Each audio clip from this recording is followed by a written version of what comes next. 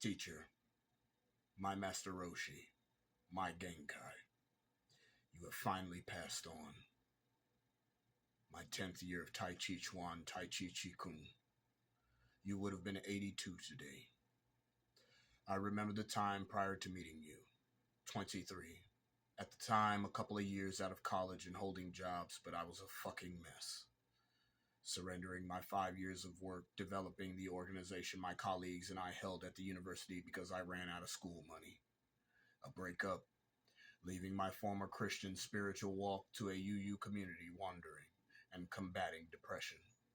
I was crestfallen to the point where I wasn't living no more, just existing, even contemplating taking, quote, the coward's way out, unquote, on many occasions. Then you came asking me if I could help you teach this martial arts form to the current church that I was at, and it began. I was amazed that you, being in your 70s at the time, had the mobility about half your age. I studied hard in the beginning years, wanting to progress fast, but the strenuousness kept burning me out. When you have seen that I've completely learned the form, also the 8 pieces of brocade, you sent me to go study with a partner teacher. I understood your advice. All in all, I decided to study and develop it on my own. You have also given me a primer, Tai Chi Chuan for Health and Self-Defense by Liang Sun Sai.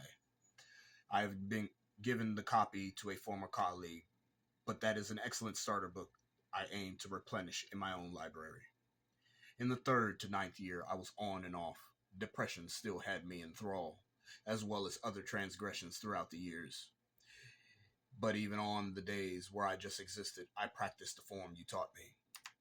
I have come back to you a couple times after, yet I have seen that you had your own business and the remainder of your life to attend to. You are a badass in your prime days, and you paid your dues because I was just one of your last students. Being 4th-generation student of Chen Manqing, Lucian Shila, your teacher, you and I. Lineage isn't passed to everyone. Also, people fall off from martial arts because it no longer interests them. I knew for me, if I fell off for too long, that my devils would consume me. So it was the only lifeline I had to work with at the time, as well as my will not to give in. Year 10, I am now feeling the current that you have always felt every time we practice. The internal reality, the true magical realm, of which I think is the revelation of my generation's time. All the mental disorders, physical infirmities, as well as the profligatory evil rampant on the planet today, can all be factored to our own lack of awareness of this reality.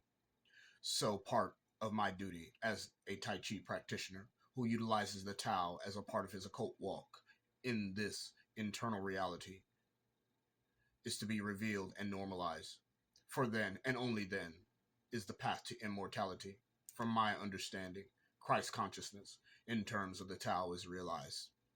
Mr. Oswaldo Mederos, I am forever grateful for your memory. May you find solace in the hereafter. Ashe and Ashe.